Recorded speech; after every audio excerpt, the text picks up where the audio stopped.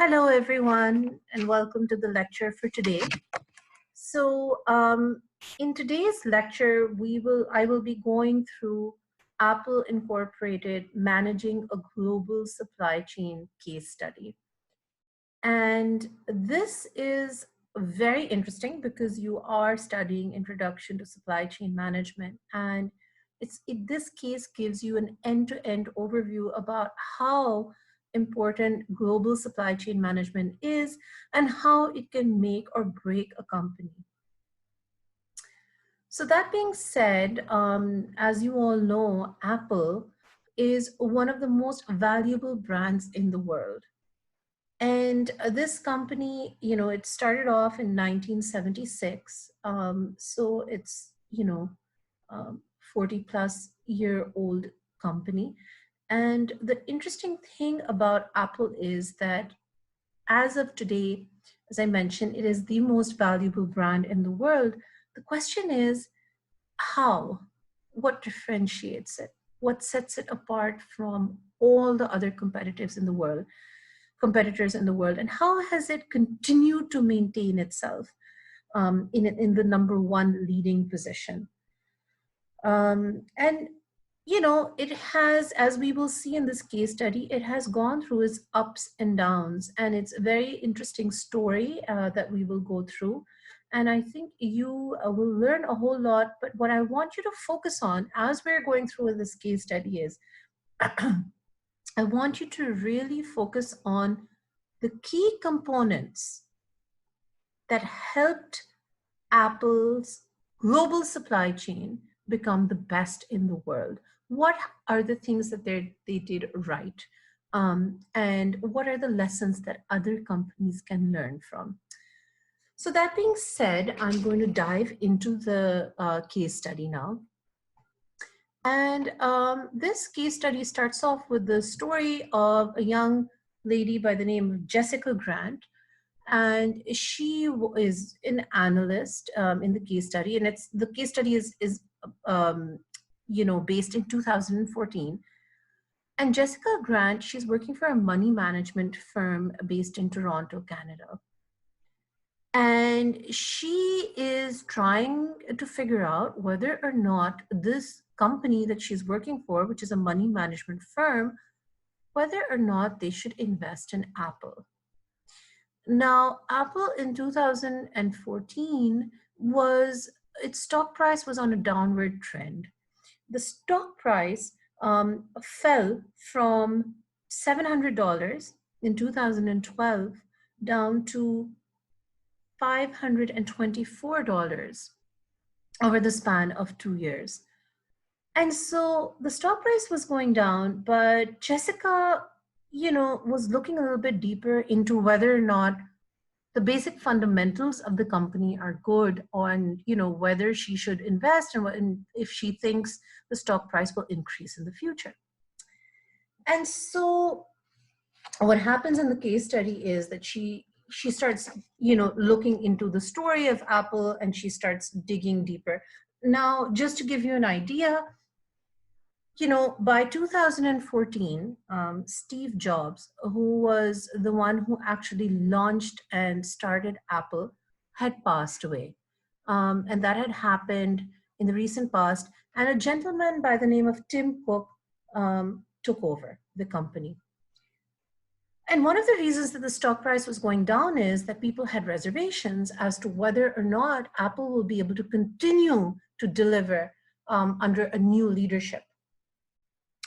Now, Mr. Tim Cook, under his, he obviously had a different management style. He believed in delegation. Steve Jobs had a more, bring everybody in for a meeting, and that's how he used to do his decision making. Tim Cook, on the other hand, believed in delegation. During his time, when he came in, immediately soon after, he started talking about launching Apple Watches and also an Apple TV. So that was what he was busy doing along the time that Jessica began analyzing the company, and when she was analyzing the company. All right, so I will follow the method of, and the the way the case was laid out. And in the case study, the case then shifts and starts giving a little bit of a background on the history of Apple. And so I will start doing that. But before I do that, it is mentioned in the case that on a very high level, before we get into all the nitty gritties, it's a very, something to keep in mind is that the way the business model of Apple worked was that all the creative development and the research and development of Apple designs was done in the United States, in California. The material to make Apple phones and Apple, iPods and all the other products, that was sourced from all around the world. And interestingly, the manufacturing of Apple products was done, excuse me, in China. All right. That being said, and this slide kind of covers that a little bit.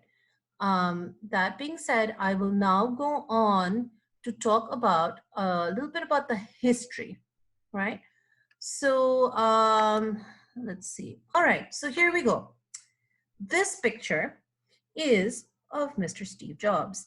And there's actually a very good movie that I highly recommend you guys watch. It's called Jobs. And it really gives the story of Mr. Steve Jobs, which is quite a fascinating story in itself. But in order to understand Apple and the company, I will have to talk a little bit about him and how the genesis basically of this company. And so this company it was founded basically by Steve Jobs on April 1st, 1976. And so basically Jobs had a very good friend and his name was Wozniak. And so basically what they started doing at that time, there was this whole idea, there used to be these huge, big computers, and slowly and steadily there was a movement towards making them a lot more functioning but smaller, and sort of developing personal computers. And so Steve Jobs, he started working with Wozniak, and so they sort of were able to make a computer together. Wozniak was more of the engineer and Steve Jobs was more of the idea generator. And so together they made a computer. They got an order for 50 units. The first computers that they made were named Apple One, and basically they were living in California at the time, and they went to a local computer shop, and they basically negotiated that the shop would keep 50 units of Apple One.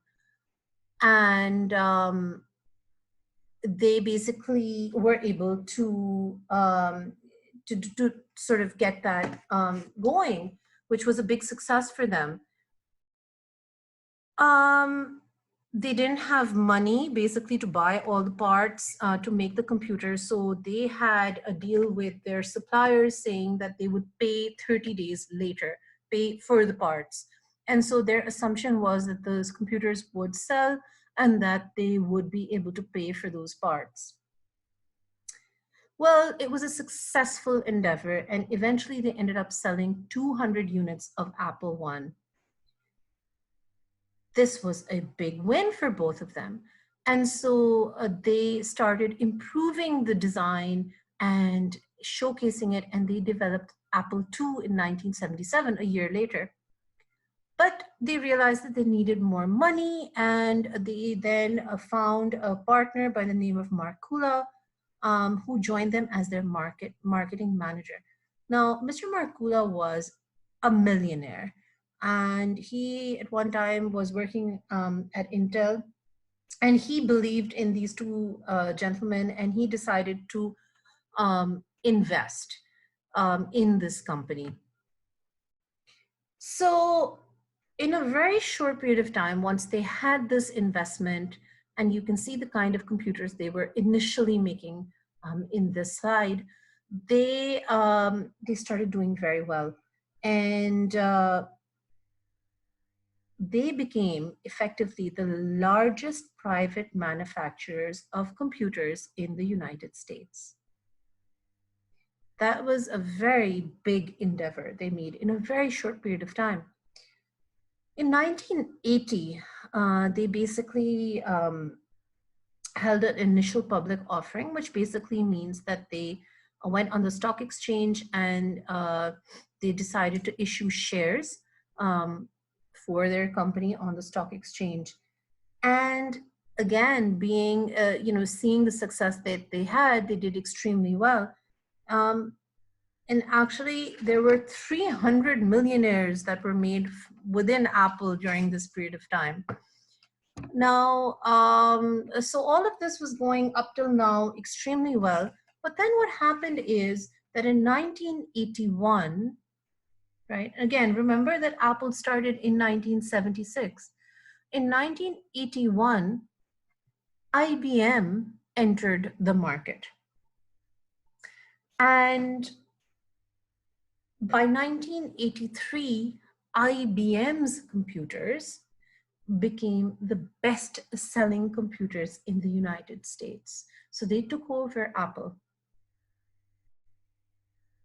There was obviously a lot of tension going on within Apple. And by this time, Apple was no longer a small company owned by Steve Jobs and his friend. In fact, it was on the stock exchange. So now they had to deliver to their shareholders. And so the shareholders basically felt that Steve Jobs should be replaced. In 1985, Steve Jobs left Apple. And after that, unfortunately, Apple suffered a great deal for a good 10 years, a decade. During this period of time, a lot of the people felt the reason that Apple suffered so much was that IBM had come up with a similar product. And as compared to IBM, Apple's computers were very high priced. They were perceived by the customers as being more expensive than the Windows. There were a lot of other issues as well. There were operations problems. They weren't, forecasting very well. Their inventory management wasn't very well.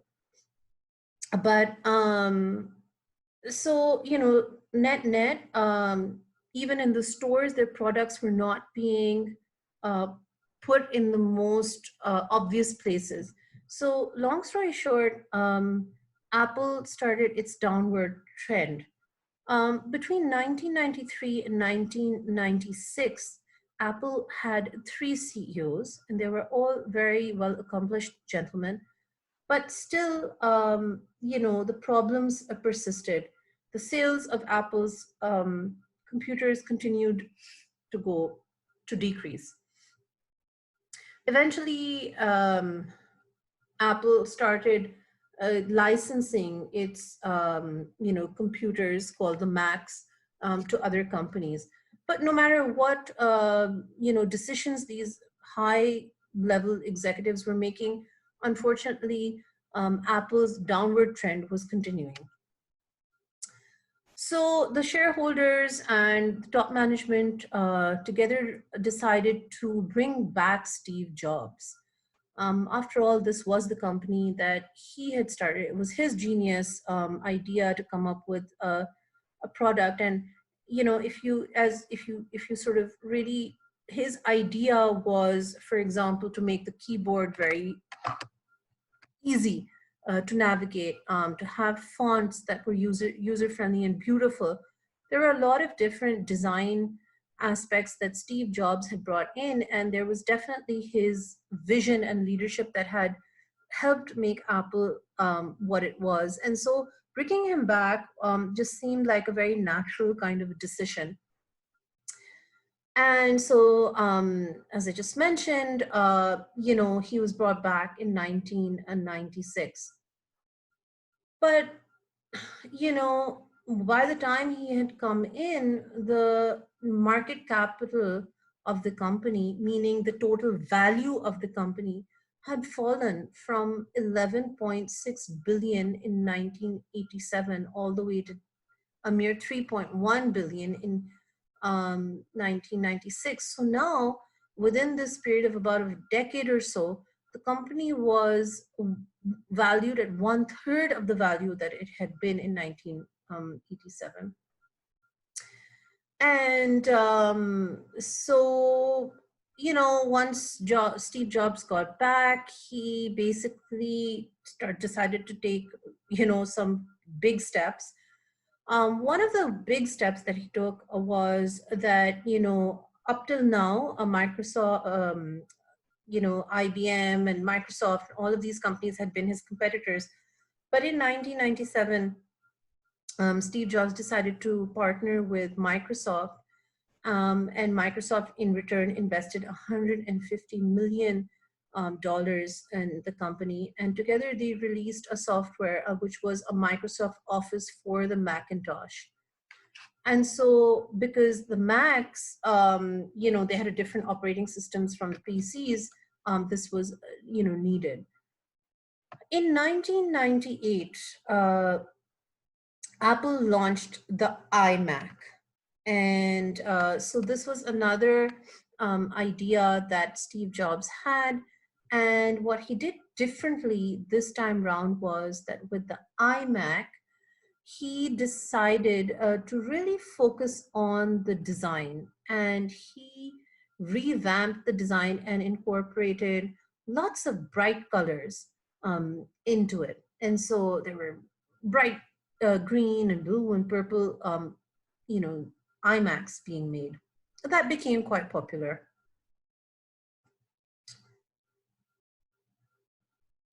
So, in addition to this, in 2001, Apple announced that they will own their own retail stores.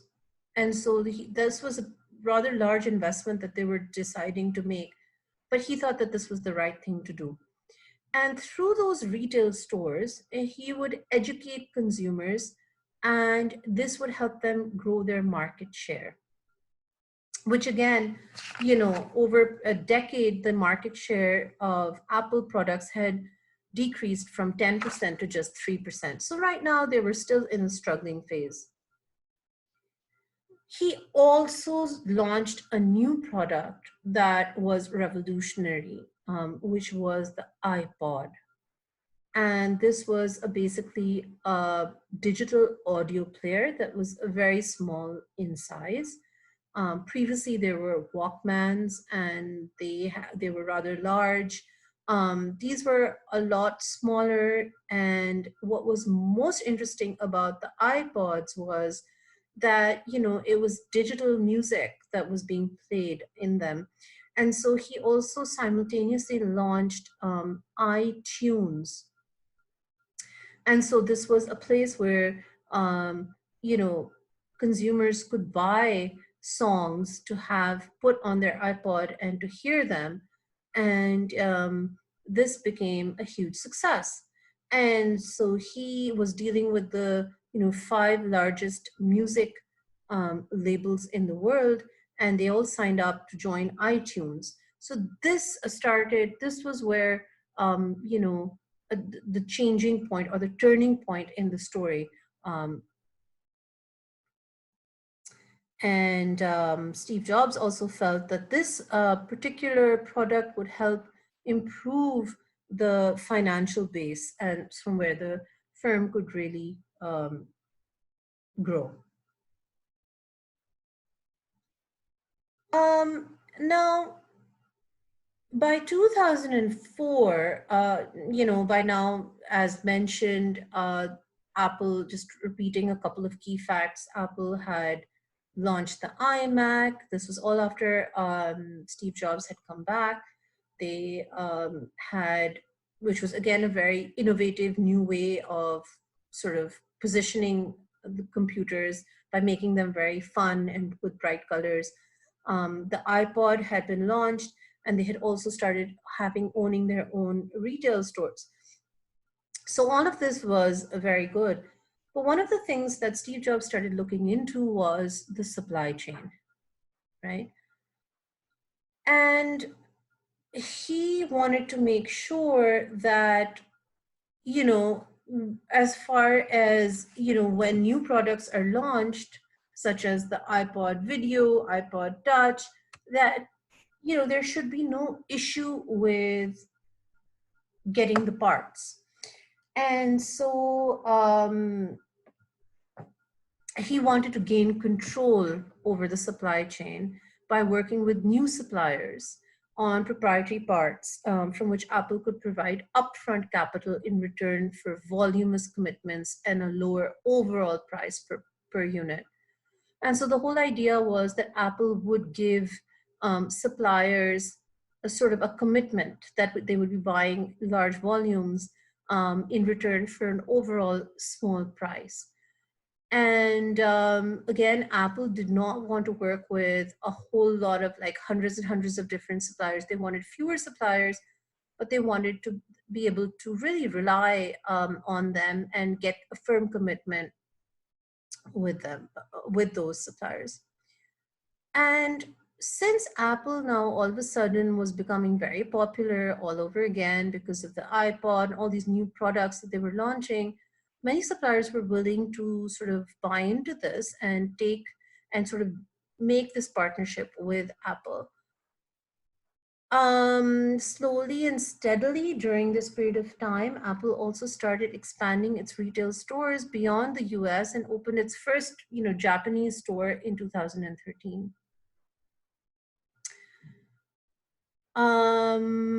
And so, by in the period of, let's say, 2007 to 2000, so sorry, before I go there, one of the big things that happened in 2007 that again was a very revolutionary was that Apple launched the iPhone.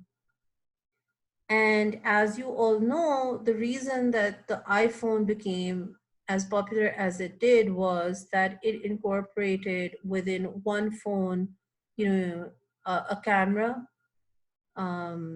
music. You could hear music from it. You could watch videos in it. You could, use your calculator. You could make phone calls. You could use it as a computer. So you could access the internet. So the iPhone that was launched by Apple in 2007 became its most popular product. But this did not stop them from further innovation. And in the period of 2007 to 2013, they continued to upgrade their iPods and iPhones. Now, obviously, iPods became a little less popular because their music aspect was incorporated in the iPhone. They also launched Apple TV, they launched Apple stores, and they launched new Macs. All of this continue to help them gain popularity. And in 2010, they launched another very revolutionary product, which was the iPad. And this helped bring them instant commercial success. They were selling 70% of their goods to customers directly by this time, and the rest they were selling through retailers. So, they were directly supplying things to customers. They did not use any in-between intermediaries. And that's something to really remember. They also started using a just-in-time supply chain management methodology, which basically meant that they did not have huge inventories of parts sitting around or inventories of goods sitting around. In fact, when an order was coming in, that was when they were, getting the products made in a very short period of time and delivering. So, the whole idea of getting an order quickly, being able to deliver, that was something that Apple began doing around this time. Now, the success of Apple can be determined by the fact that, iPhone 5, one of their iPhone products, sold at a rate of 3.7 million units per week for 3 months. And this product became available in 100 companies, and 240 mobile carriers carried these phones. So this became a more like a global revolution per se. And again, if we just, in the appendix of this case study, you can read a little bit more about all of the products that they have. But you know these are some of the really top products that they had. The iPhone, and we've covered all of this in a little bit, but you can read a little bit more detail about these. The iPad, right? And again, what made the iPads particularly appealing for customers was that, it was a slim, thin computer that they could put in a bag and carry anywhere, rather than carrying a huge, big, bulky computer. The Mac, and again, a lot of people you will see really swear by the Mac. They would never use a PC. And so again, there's certain features that they baked within the Mac operating system that are not available on PCs. And then there was the iPod, which was extremely successful when it was first launched. Eventually, once the iPhone incorporated the music aspect, it became a little less successful, but still it was one of their key products. iTunes and iTunes stores, again, if you want to download applications or music through iTunes, that's they became quite successful. And Apple generated obviously quite a bit of money through its iTunes store. So whenever anybody was buying songs off of iTunes, Apple was also making money. And then there's also the Mac App Store and iClouds, which are Apple's cloud services that they provide. And so basically, if you have an Apple phone, for example, all your data is stored in an iCloud, and so they have charges for that as well. So, Jessica Grant had seen many reviews stating that Apple's success was due to a combination of design, functionality, marketing, and an ability to modify production to meet spikes in demand. And so she read an article about Apple's launch and so on and so forth. So I think net, as Jessica Grant is delving deeper and deeper into the story of Apple, it seems that she's quite intrigued by Apple's ability to coordinate supply chain on a real-time basis. And it really is very interesting, right? Like, I mean, the fact that they were being able to sort of deliver so many units of their phone. I mean, 3.7 million units within a week for 3 months. I mean, that's a very fast pace. And the fact that these phones were being able to be delivered in 100 different countries and 240 mobile carriers were using it. I mean, this is a testament of the fact that they had excellent global supply chain management. How do you deliver so many products at a specific rate and without having any shortages or having any excess inventory? And how are you able to do it all around the world? And these things are something that really set Apple apart.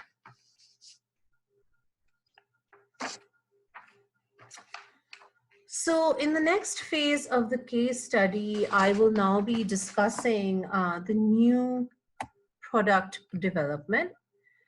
And,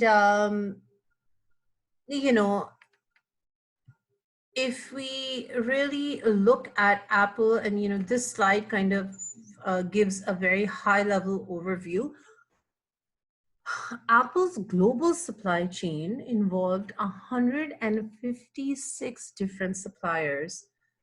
That's a lot of different suppliers. Basically, that means that in order to make like a phone, for example, um, if you just look at one of these, you pick up any Apple phone, the parts were being sourced from hundreds or over 100 different countries or different suppliers. And these suppliers, some of them were in the same country, maybe some were in different countries, but it was a rather large array of different suppliers. Initially, Apple did not have that many, but as they grew, this is sort of what was going on. And key information that also gave a little bit in the beginning of the case study was that the assembly of all these parts is done in China. All right, so let's start looking into new product development, and let me talk to you a little bit about that now.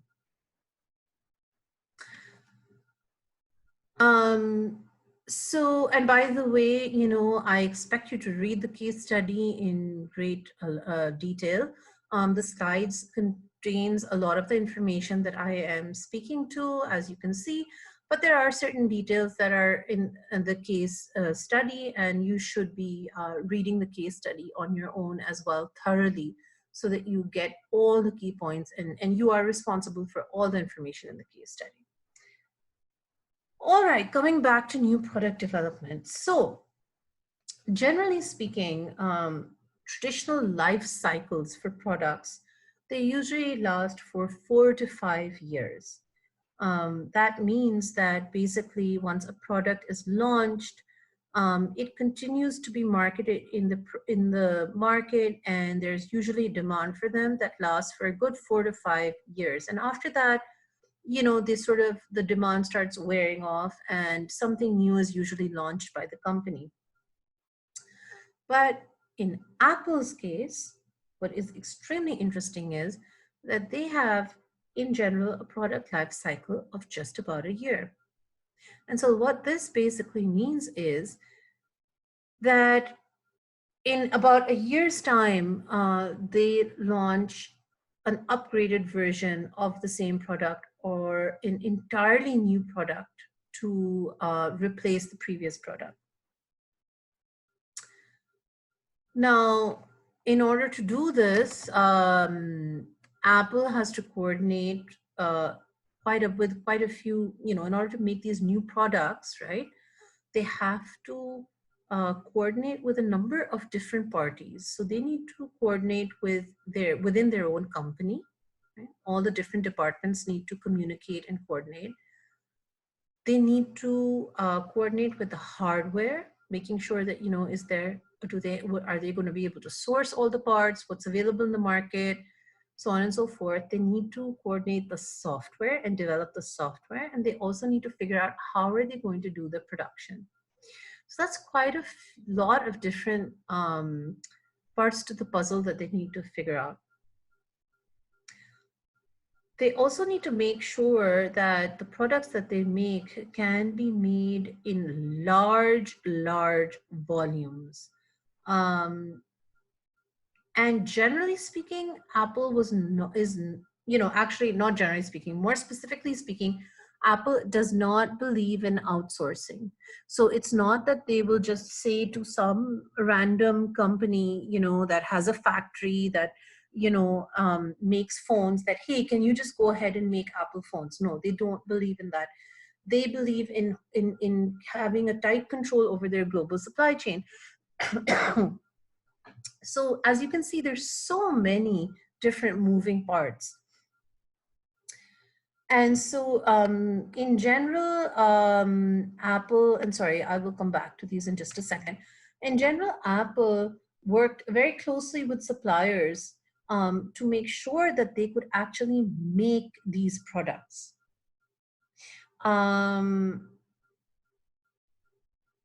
And so in California, the first place, that's where the research and development was done and new technology was developed. That's where they would, in California is where they would get to the drawing board, figure out what they want to sort of make. And in California, they would also do all of their market research and product testing. And the whole idea was, okay, is there a demand for the product they're thinking of launching? Okay, if there is a demand, they would make a prototype and they would test it in the market in California.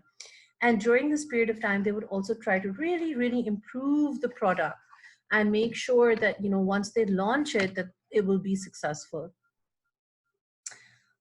If there were any quality issues that may come up, those were identified, and the whole idea was to mitigate any risks that could happen. Now, Apple actually, you know, and Apple basically, and so these slides over here, you will get a very good idea of the different iPhones that they made. And again, these were launched pretty regularly, almost every year, and the different versions. And so through this, you can see that each one of the phones that they launched was different. They were improving. And there were significant new features being added and so on and so forth. And you can also see that as they were, launching all these new products or improvements to the products, their sales were increasing. But what's important to also remember is that they were making a significant investment in research and development. And so in 2011, they, just to give you an idea, they were investing about 2.4 billion in research and development. They grew this to 3.4 billion in 2012. And by 2013, they were spending $4.5 billion in research and development. It's quite a lot of money, as pretty obvious. Now, Apple wanted to make sure that, let's say if they were launching any one of these models over here, that they were available in limited configurations. So it's not like they were making them in huge, huge bulk. And so they made sure that the supply chain processes were streamlined. Now, one thing that Apple also did that was different from their competitors was that they integrated their research and R&D department, which was research and development, and their profit and loss department. So basically, in a lot of companies like Dell and in others, their competitors, they had separate research and development departments that used to come up with all the products and stuff like that. And then they had, excuse me, separate profit and loss departments or operating or a different part of the company that was operating the actual operations of the company and doing the supply chain management. But in Apple, they merged these two groups. And so they had an integrated approach. And so that kind of brings me, to the end of the new product development section. And now I'm going to talk to you a little bit about procurement. And again, as you can see in this image over here, procurement is pretty interesting because, as I mentioned, they have a lot of different suppliers, and being able to sort of coordinate with all of these suppliers all around the world is definitely not easy.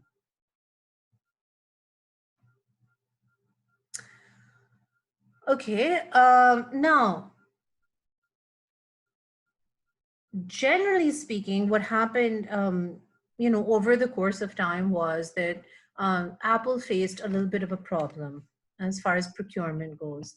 And the problem was that, generally speaking, key components that Apple products needed were often sourced from a single supplier. So originally they used to like, they used to like working with, fewer suppliers, single suppliers sometimes, one supplier. And the issue with that was that that supplier would many times get out of stock. They would reach a shortage. And this would happen because of a very high demand. So basically what Apple decided, the strategy that they used or the solution that they came up with was that they would basically buy all of the suppliers' production capacity in advance.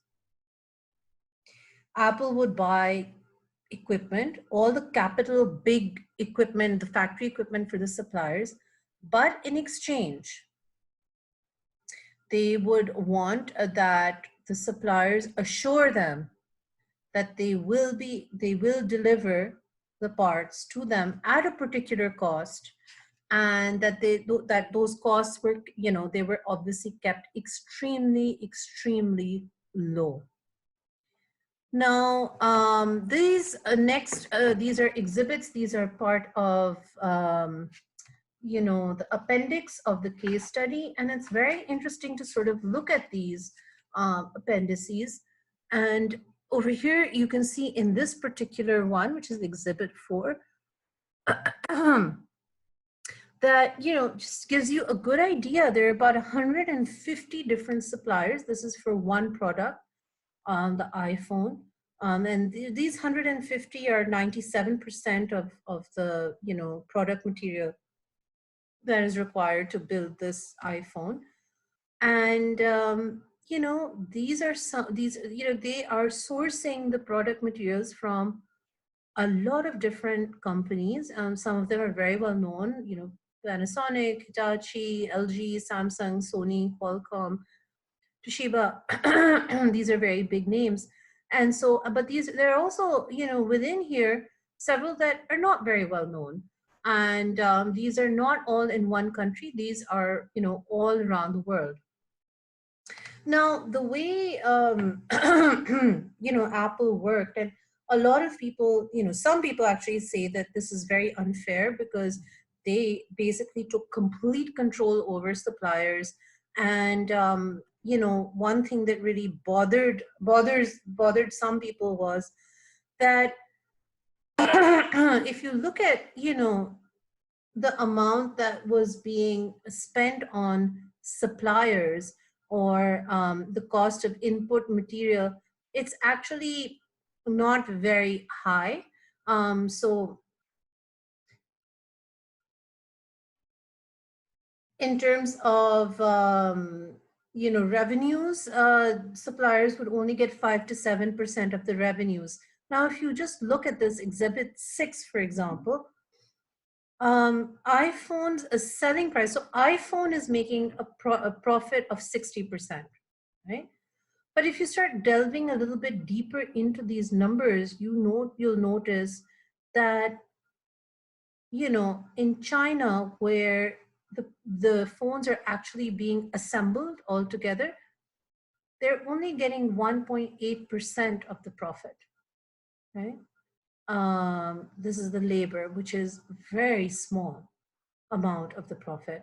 And this is, they spend obviously several hours assembling these, products, and they have to be very, very meticulous about it. If you look at the other costs of input, again, very slim margins. Cost of input, okay, total cost of input is about 22%. And so a lot of people sort of felt that, are they, yes, they do make this huge investment to the suppliers, but are they really being fair? It seemed to some people said that, it's the Apple kept very high margins for themselves, but the margins for their suppliers were extremely slim. So again, as I'm repeating, iPhones, according to the selling price, they were making about 60% of the profit. And, in terms of LG and Samsung and all of these people, they were only being able to get, revenue of about 5 to 7% of, they were getting about 5 to 7% of supplier revenue, which is a lot less. This particular, appendices gives you an idea of how parts were being sourced from various countries around the world. So this gives you an idea of how global this particular supply chain management was. All right, moving on just a little bit. I want to talk to you a little bit about forecasting now. And something very interesting is that products, the demand for products was forecasted 150 days in advance, which basically means that 6 months in advance, they were basically trying to figure out how much they would be selling of a particular product. And they would constantly be sending updates to their suppliers so that they could adjust the production schedules. And so basically what they were doing was that they were making these things called sales targets. And the whole idea was that through these sales targets, they would manage, if they need to increase production, decrease production, material management, and if they needed to make any prepayments or anything of that sort, that's all was being managed around these sales targets. Now, if there was ever a change in the sales forecasts, then immediately this information was sent to the suppliers and they had to sort of make those changes as well. And so the case study talks at length about a particular example, and it has to do with one of the factories that they work with, which is Foxconn. And as far as Foxconn goes, in one particular case, as the case study describes, Apple decided at the last minute that the iPhone screen should be changed for one of their iPhones, right? And this information was all of a sudden, communicated to Foxconn, which was where the phones were being put together in China. And at around, so this information was sent to them at around midnight in the factory in China. And so at around midnight, 8,000 employees were woken up, and they actually were lived in so the factory was huge. They have these huge factories in China, and so they have dorms where a lot of the factory workers live. And so in this particular case, they decided to change the iPhone screen. All of a sudden, 12 o'clock at night, they wake up 8,000 employees, and they give those employees tea and biscuits, and they basically make those employees work for 12 hours straight shifts. And these people were working sort of like a machine. In 96 hours, they were producing 10,000 iPhones per day. So they got quickly, they ramped up the production. But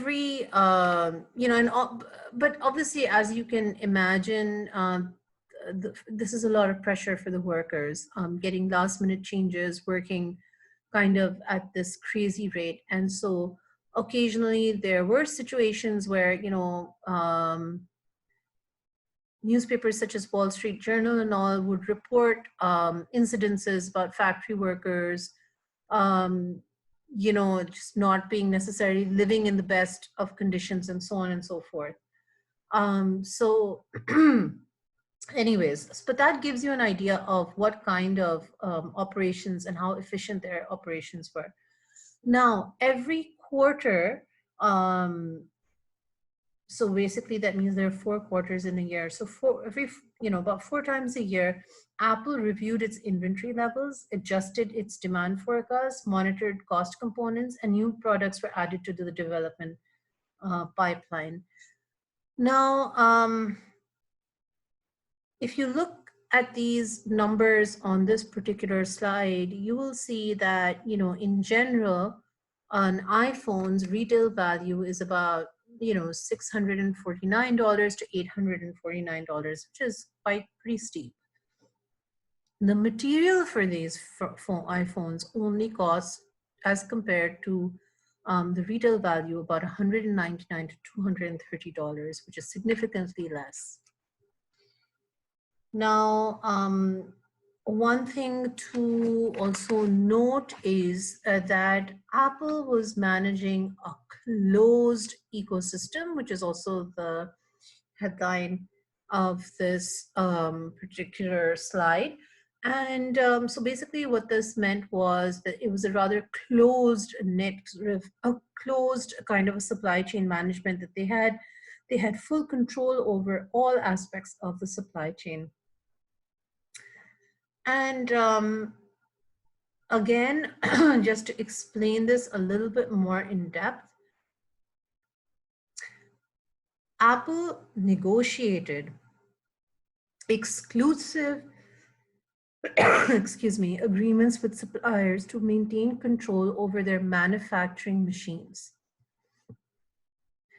And basically they would invest in companies, in their suppliers, but they would get, huge discounts. And they would have this agreement that, yes, we will invest, we will give you money, but you have to give us a lot of production. You have to be flexible with the amount of volume that we ask you to make. And also you need to give us big discounts, large discounts on the components.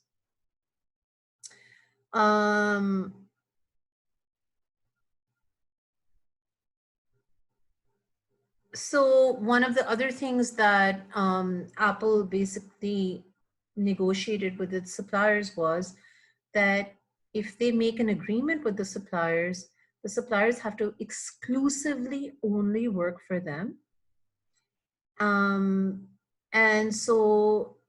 sometimes they would make very high volume purchases, and other times they would have to just wait. So this was something that put the suppliers in a little bit of a risk, but put Apple in a very, very good situation, because they had complete control over these suppliers after the initial investment that they made.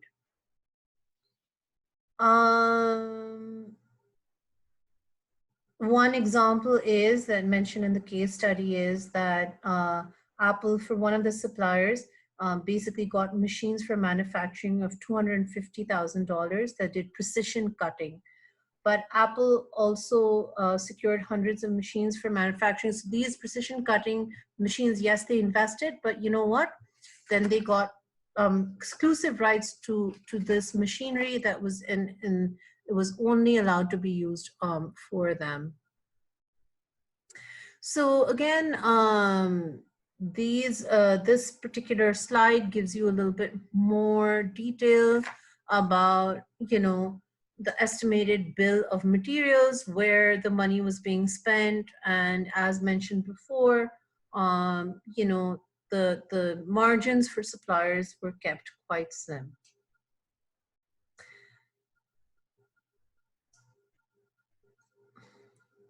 So moving on, okay. So yes, Apple helped suppliers, and so many times these suppliers were not very successful companies, and Apple would go in, and especially if they were facing cash flow problems, Apple would be like, you don't worry about it. We will invest in you. We will take care of you. But in exchange, they wanted quite a bit of things. For example, one of the things that they wanted was, a complete breakdown of the supplier's costs, The suppliers had to tell them how much they were spending on manufacturing, how much they were spending on labor, how much on materials, and even they had to explain, what their projected profits were. And they were told that they had to keep at least 2 weeks of parts inventory in the assembly plants. So, I mean, it was a little bit of a tricky situation for some of these suppliers, and they were asked to keep these extra parts, and they would have to cover the costs for keeping these extra parts. So Apple wouldn't pay for that. And Apple, in return, sometimes would pay these suppliers pretty late. In fact, they would pay them sometimes after using the material. They would pay them 90 days later. So, I mean, this became a little bit of a situation where a lot of suppliers, were beginning to wonder whether or not, I mean, rumor got out that this is what's really going on. And so not every supplier was really willing to work with Apple at a certain point. So, but Apple's strategy of paying for machinery and getting this firm commitment of supplies was unique to the electronics industry. This was something that nobody else was doing. Um, but as I just mentioned just a little while ago, once everybody kind of figured out what Apple was doing, not every company was ready to work with them. And an example is given in the case study, and it's also mentioned on this slide, about a company by the name of GT Advanced Technology. And, something that GT Advanced Technology realized, they did make a 578 million exclusivity agreement with Apple, but something that they realized, their CEO was, that the CEO realized was that they had a limited ability to take any additional business. And so many suppliers actually refuse to do business with Apple after learning all of this. And they realized that the reason that they refused to do business with Apple was because they realized that Apple being such a big name, they really couldn't negotiate with Apple very much, and subsequently they would have very little profit margin, and that was something that they were just not ready to do. One particular supplier actually decided to forego a $1 billion upfront payment for Apple for the same reason. All right, so that takes us to the end of the procurement section. And I will now be delving into the product assembly. And as I mentioned to you earlier, product assembly has been being done for Apple in China. Now, the one big question is, why in China? Why not in America? Why not in, I don't know, Pakistan or India or any other company? And the reason is very low costs. And the amount of cost that, the amount it costs them to have the phones assembled in China was far better than anywhere else in the world. Also, they, had over time gained a lot of confidence that the factories had the right equipment, they had the right machinery, and that, they would be able to deliver when needed. So one of the very big companies that Apple works with is by the name of Foxconn. And Foxconn it's also known as a subcontractor of Apple. The original name of Foxconn was Hon Hai Precision Industry Company. Just to give you an idea of how much the assembly cost for an iPhone is, and it costs at about $8 per phone. So just absolutely ridiculously low priced assembly. Now let's talk a little bit about this company Foxconn, and you'll see, if ever in the news Apple ever comes up, Foxconn is usually attached to it. And so let's just look a little bit very briefly into the background of Foxconn. So Foxconn was founded in 1974, and originally they were based in Taiwan. They have factories in Asia, Europe, Mexico, and South America. And by 2012, they had a total of 1.23 million workers working for them. Quite a successful company. They have, in 2012, they had profits of 2.7 billion and revenues of $4.2 billion. And so a lot of different companies, even Apple's competitors, would completely outsource their production of smartphones to Foxconn. Now, as mentioned, Apple did not completely outsource. So the difference between completely outsourcing is versus keeping control or subcontracting or anything of that sort is that you still can you maintain control. Once you outsource, you basically give the product to another company to make based on your designing, and then you sell it. Whereas in the other case, you keep a close watch, you are involved in the entire process, and you basically you have a whole lot more control. So anyways, on the slide, as you can see, it's mentioned that companies such as Nokia, BlackBerry and Samsung, they were outsourcing to Foxconn to make the entire product. Now, it's very important to understand that, iPhones assembly is something that's very labor intensive. It's not easy. And I think one of the previous slides showed the inside of an iPhone, and you could see that there's so many different, minute parts that need to be assembled. And not only that, you also need to make sure that there is a very complex quality control process in place. So you can't afford to have these very high priced products reaching the market with a lot of problems. So those things are have to be inbuilt, and Foxconn ensured that that was inbuilt into the product. So some of the things that subcontractors have to do, and this will, pretty interesting story is also discussed in the case study, is that they need to help source and hire temporary labor. So let's say all of a sudden there's a huge spike or an increase in demand, then the subcontractors such as Foxconn will need to make sure that there's enough labor to make those, the additional products that there's a demand for.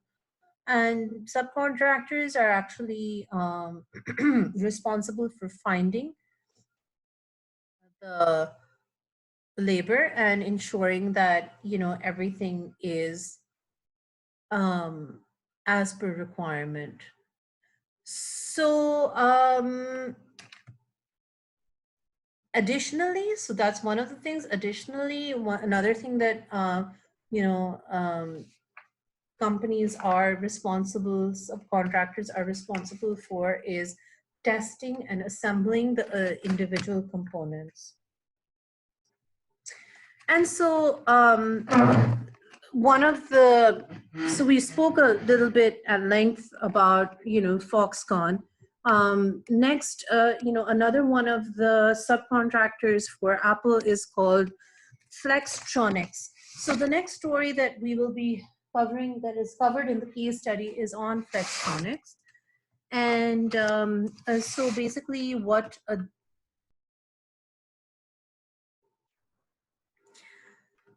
so the case study talks about a situation where Flextronics, a subcontractor for Apple, got a forecast, a sudden increase in demand.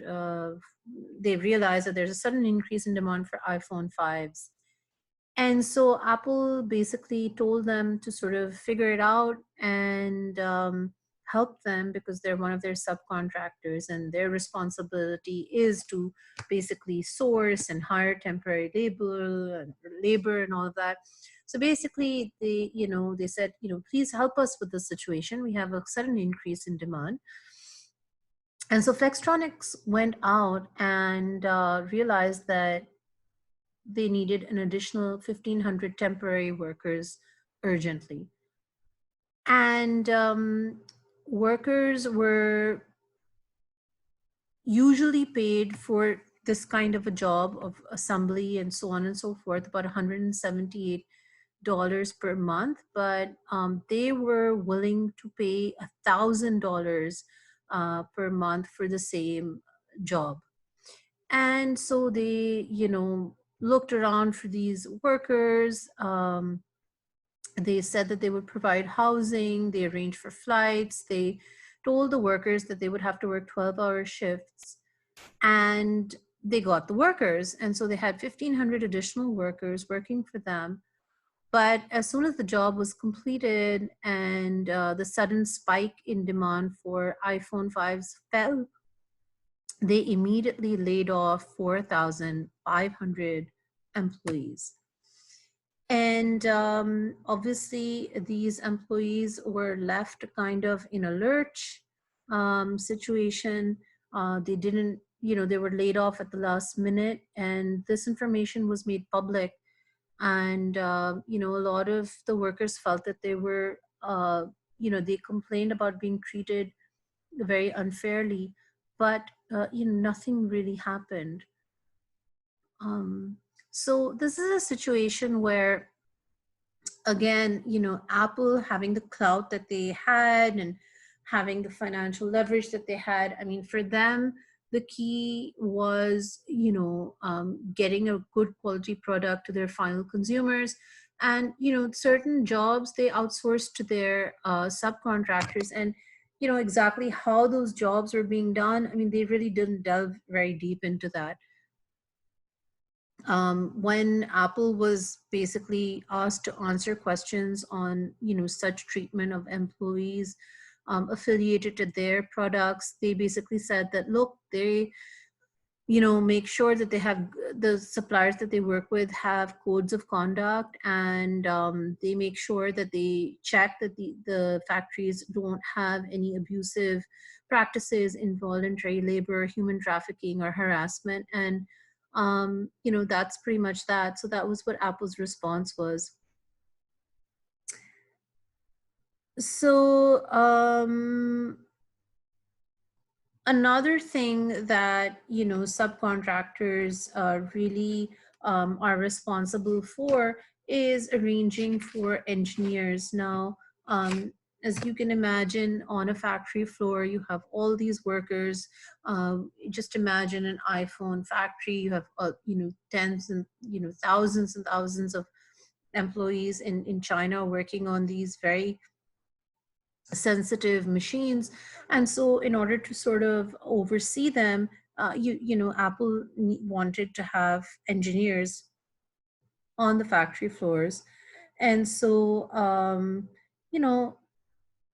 finding these type of engineers at short sort of time horizons is something that Apple was able to do very successfully. This would not be possible. And also at the rate that, the pricing at which they were able to find engineers to oversee work, it was just unbelievable and not possible in America. In the case study, this kind of mention where, they say that, in China, it would take maybe 15 days, to find engineers to get them to oversee work. And the same kind of engineers, it would take about 9 months in America just to find those engineers and have them work. And obviously, it would cost a whole lot more. So, again, and so all of this information is also mentioned on these slides for you to review, but you can sort of see that Apple had quite a few critical advantages, being able to get really cheap labor, well-qualified labor, and having, quality control over their products all together is quite a winning combination, which they had. And the above all, the pricing. And so for them it was really a win-win situation. Okay, so now we are kind of, this brings us to the end of the product assembly section. And next up, I will be talking about logistics. But right before, I do want to cover this last slide before I start talking about logistics. On the assembly side, it is very challenging to manage a very large workforce and to have, very tight schedules. And something to note is that in a particular situation at a Foxconn factory in China, there was a riot and 2,000 employees really went on strike, and they caused a lot of problems. And basically, this was in line with the fact that, the living situation for a lot of these people in these Foxconn factories are not very good. They actually have suicide nets that they have placed in Foxconn factories because a lot of employees have, tried to commit suicide. And these are facts that, you can read up on, but, the Foxconn factories insides are kept quite secretive. But a lot of leaked information suggests that, they're basically dormitories. There's several people living in one room. There's a shared bathroom for, like, the entire floor of employees. And they have 8 12-hour shifts. A lot of the people are on very minimum wages. Anyways, coming back to the case study, after these riots in China of these 2,000 employees, Foxconn, one of the key subcontractors, decided to restrict the number of overtime hours to 9 hours of overtime per week. And, they obviously tried to make some sort of improve the situation to a certain degree. All right. Another thing that is mentioned in the case study, which is quite interesting, is that Apple wanted to make sure that the assembly is kept secret because obviously, Foxconn is working with some of Apple's competitors. And so they would try to trace their products. In some situations, they would place these, chips or electric chips and so on in specific electronic monitors and boxes, just to make sure that, the assembly secrets of Apple are not being leaked out anywhere. All right, and now I will talk a little bit about logistics. So the case study sort of talks about how in 1997, Apple faced a little bit of a supply chain problem. It was a good problem to have, but also a bad problem to have. And the issue was that there was $1 billion backlog of orders. And so there was, all these orders of $1 billion that had been placed, but Apple didn't have the product. And so Steve Jobs at that time was, adamant that they had to deliver, and they had to deliver at any cost. And so he went on to, and he went on to say that, what, we forget shipping. Need to deliver these goods ASAP. And so he decided to use expensive air freight to deliver goods. Now, generally speaking, in supply chain management, air freight is a lot more expensive than using shipping or ground, like trucks and on the ground sort of transportation um, methods. But Steve Jobs made an executive decision. He said, no, we want to make sure that we deliver goods to our customers when they need it. In 1998, Steve Jobs bought all the holiday air freight, meaning that in 1998, during the holidays peak season of Christmas, he decided that, all the air freight he bought on all the different airlines and he paid up to $50 million to make sure that the iPads that customers had ordered were able to reach the stores. In general, this made it very difficult for competitors during the same period of time because, nobody else could really use air freight because Apple sort of took over and bought all the air freight. And so that's something that showed the commitment in terms of logistics to the customer. And another thing that Steve Jobs started doing was that in 2001, he kind of realized that it would be cheaper and more efficient to ship iPods and different products directly to consumers from China. And so he started doing that.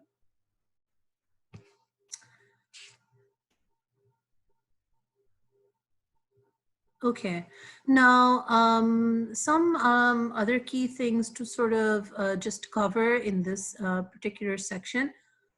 Apple relied on warehouses, intermediary warehouses at UPS and FedEx, and it also had its own warehouses in California at Elk Grove. Um, so it was basically being able to do its logistics through these sales out through UPS, FedEx, these warehouses, and it also had its own sales outlets. It also had its online stores, and it would also place some of its products, at wholesalers and retail networks. So they had a very large base, or they used many different ways of trying to make sure that their customers could easily access their products. Another very, interesting thing that Apple invested on was its reverse logistics. And what reverse logistics basically means is the return of their products. Uh, the case study really talks about how they had a very strong warranty program, a trade-in, and a trade-in program, and they also had a recycle and reuse program. And this was something that, cost not that much to them, but it really increased the customer satisfaction. And let's talk a little bit about why. I mean, put yourself in the consumer's point of view. If we are all consumers, and so for various products, and so if there's something that we buy and the company tells us that, look, if there's any issue, you can return it and you can get a brand new product in exchange, that obviously increases our customer satisfaction. Now, it's not always possible to give a customer something completely new, but you can maybe give them a reuse or a product that's been revamped in some particular way. So let's just talk very quickly about the process of reverse logistics at Apple. The first thing is that Apple made it very easy for customers to, if they had a problem with any of their products, they could go on the Apple website and add the serial number of the product and, just basically answer some key questions on what the defect in the product was. And within half a day, the customer would be informed if their warranty was valid. And if it was, they would then let the customer know how the product could be returned. And so within 48 hours, the customer would receive a pre-addressed, pre-stamped box. So the customer did not even have to really pay to have the product sent back to Apple that, wasn't working. And subsequently, UPS or FedEx or DHL would actually come to the customer and pick up the defective product, and they would then take it back to their factory and try to see if it could be recycled or changed, and they would give them a refurbished product in exchange. So as a result of this reverse logistics system that Apple had, there were several key benefits. And, for example, there were less complaint calls. And it basically, above all, improved the customer satisfaction. Customers were just thrilled at being able to have any of their issues resolved in such an efficient and quick and easy way. And also the method that they had reduced the likelihood of customer errors when they were processing returns. So it wasn't that they needed to talk to like 5 different customer service people. It was just, they would directly go into a website and answer some key questions, and it would just get the whole process moving. And one other key thing that they did in terms of reverse logistics was that they would make sure that everything, throughout the process, there were quality checks in place, and that, the right thing was reaching the right customer, and there were no, there was no reason for the customers to complain.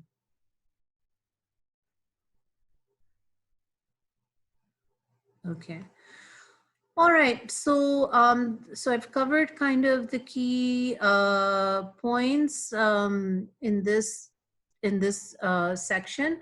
There are some, you can go into the into further details about how all of this is done when you read the case for yourself. Next up, I will be talking to you a little bit about retail and the whole retail experience at Apple stores. So Apple stores, there are about, at the time the case study was written, there are about 424 stores in 16 different countries. And there are online stores in 39 different countries. Generally speaking, Apple stores have been made in high traffic areas and usually in high quality malls. So for example, if an Apple store had to be made in Karachi, it would probably be, you would imagine it to be in the Dolman Mall or a high-end mall. And the whole idea behind these retail outlets was to create a high quality experience for customers and also to attract new customers. One of the things that Apple made sure was that the salespeople in the Apple stores had to be extremely knowledgeable. And another thing was, one of the key points was that no matter what product there was that was being offered in the store, there was no room for backlogs or running out of products. And on a daily basis, sales were checked and rechecked, and forecasts were made accordingly. So there was a whole lot of the sales staff was called Apple geniuses, and there was a whole lot of emphasis on service training, making sure that the availability of things for customers.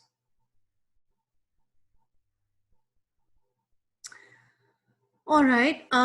There were also, Apple had a premium reseller program, and this basically included 3 third-party reseller locations. And these were third-party resellers that were selected by Apple, and the people could come to them for high-quality fixtures, merchandising materials, and basically what third-party resellers provided was product expertise, integration, and support services. Side-by-side comparison of Apple and competitors in exhibit. So you can have a look over here. These are, this particular appendix gives an idea of, a comparison between products such as the iPhone and other smartphones. And, it's something to sort of, for you to have a look at and see, how they were faring as compared to others.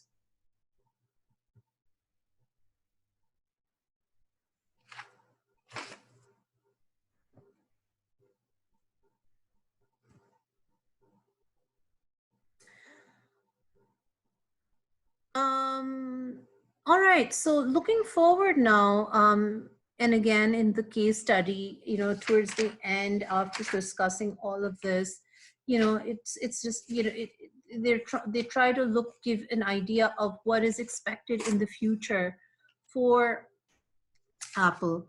And so by the end of fiscal year 2013, Apple had $171 billion in sales with a market capitalization or overall value of 457 billion. There were rumors about, stock splits and so on and so forth. There were certain things that more on the financial side though, but it seemed that, Apple's quite secure. And they were investing in new technologies such as assembly robots and milling machines. That being said, in 2013, that was right after Steve Jobs was no longer at Apple. He had passed away, and Tim Cook had taken over. So they were facing certain challenges at this time, but Apple's supply chain was ranked right at the top by analytics at Gartner Group. And again, these exhibits are very interesting to see. You can see some of the top companies of the world, and especially most of these ones are US based. And you can sort of look at them and weigh them or do a comparison with Apple. Again, these are just some exhibits. These are the additional exhibits, and I would highly recommend that you have a look at these and you spend a little bit of time, having a look at them. And here is a quotation by Steve Jobs: "Innovation distinguishes between a leader and a follower." And so this case study, I've reached its conclusion now, and I hope you enjoyed it. And I hope that you really, it gave you a perspective of how global supply chains operate around the world. What are some of the good things? What are some of the bad things? And how can, if for any company, what are some of the things that you think that they can learn from Apple's global supply chain? If there are certain aspects of the global supply chain that bothered you, such as, for some people, it's very difficult to know that these very high priced items, behind them are, sometimes employees that are working in very difficult situations and for at very meager wages. Well, that's something for you to really think about. And to sort of delve a little deeper about perhaps in terms of sustainability. So that brings me to the end of this lecture, and I have requested that you submit a summary of the case study. If you have any particular questions or comments that you would like to share about the case study, I will you can send me an email, and I will try and respond to any questions that you may have. My email address is farhat, Farhat dot umar, UMAR at dsu.edu.pk. In addition to the summary, I may be giving you some questions, and just to see your basic level of understanding of the case study. And please note and remember that you are responsible for all the material covered in this case study, and that you will be tested on it in your midterm and final exam. Thank you very much.